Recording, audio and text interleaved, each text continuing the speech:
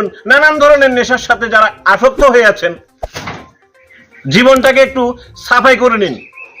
কারণ রত্নাকর দস্যু যদি রত্নাকর দস্যু থেকে বাল্মীকি হতে পারে, বা একবার চায়ের দোকানদার যদি একজন প্রধানমন্ত্রী হতে পারে, আপনাদের নেশা ছেড়ে ভালো মানুষ হওয়া এত বিশেষ কোনো কষ্টসাধ্য ব্যাপার নয়।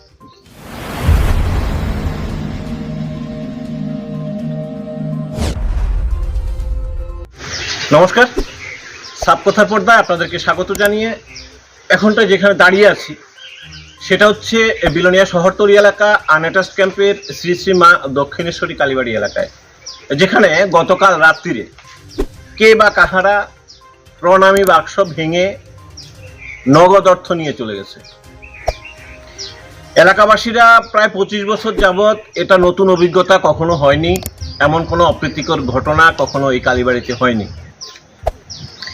এখন যে অভিযোগের তীর সরাসরি নেশাখোরদের উপরে, মানে এই এলাকাটা টোটালি একটা নেশাখোরদের আখড়ায় পরিণত হয়েছে।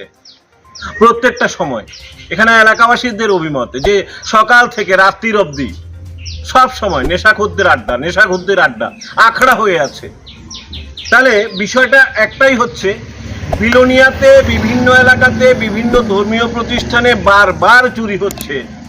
অনেকের অভিযোগ প্রশাসনের দিকে, অনেকের অভিযোগ সরকারের দিকে, অনেকের অভিযোগ অনেক দিকে, কিন্তু প্র্যাকটিক্যালি যদি হিসাব করেন তাহলে অভিযোগটা নেশাখোরদের দিকেই। কেননা নেশাখোরদের সকাল থেকে নেশা করার জন্য ক্যাশ টাকা মানে নগদ অর্থের প্রয়োজন হচ্ছে। বাড়িতে যতটুকু সম্ভব ওই টাকা আদায় করা হয়ে গেছে, কিন্তু নেশা তো করতে হবে, প্রত্যেক দিন নেশা করতে হবে, প্রত্যেক দিন নগদ অর্থ চাই। আর এই নগদ অর্থের জন্য অসামাজিক কাজে লিপ্ত হয়ে পড়ছে ওরা। এটা একেবারে বাস্তবিক সত্য। কারণ বিলোনিয়াতে এই অবধি অনেক জায়গাতে নেশাখোরদের পাকড়াও করা হয়েছে। প্রত্যেকের একটি কথা যে প্রত্যেক দিন দাদা 200 থেকে 300 টাকা লাগে। তাহলে 200 থেকে 300 টাকা যাদের লাগে, কোনো ইনকাম নেই, আয় করতে পারছে না, ওরা শেষমেশ এই টাকা জোগানোর জন্য, যেহেতু নেশা লাগবে সেহেতু এই টাকা জোগানোর জন্য ধর্মীয় প্রতিষ্ঠান জাগ্রত মায়ের মন্দির, জাগ্রত মায়ের কালী মায়ের কথা বললে সেই বিলোনিয়া বলুন কিংবা ত্রিপুরা বলুন, মানে মা ত্রিপুরেশ্বরীর পুণ্যভূমি যখন বলা হয়, বাইরের থেকে পর্যটকরা এখানটা আসেন মাকে দর্শন করার জন্য। কালী মাকেও ছাড়ছেন না, একটাই কারণ, শুধু নেশা। আর এই নেশার কারণে ওরা যেমন অসামাজিক হয়ে পড়ছে, তেমনি অসামাজিক কাজে লিপ্ত হয়ে পড়ছে। তো এই জায়গাটাকে বন্ধ করার জন্য প্রশাসনের পাশাপাশি আমাদেরকেও অনেকটা সতর্ক হতে হবে, সচেতন হতে হবে। আরেকটা কথা এখানটা উল্লেখ করতে হচ্ছে, সেটা হচ্ছে এতক্ষণ নেশাখোরদের কথা বললাম, যারা নেশায় আসক্ত হয়ে আছো, যারা সমাজে নেশার জন্য বিভিন্নভাবে নানান জায়গায় অবহেলিত হচ্ছ, ধ্বংস হয়ে যাচ্ছে, জীবন শেষ হয়ে যাচ্ছে। শুধু পারিবারিক ক্ষেত্রে নয়, সামাজিক ক্ষেত্রে তোমাদের কোনো দাম রয়েছে না।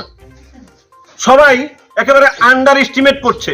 কি কোটা বলুন, ইয়াবা ট্যাবলেট বলুন, নানান ধরনের নেশার সাথে যারা আসক্ত হয়ে আছেন, জীবনটাকে একটু সাফাই করে নিন। কারণ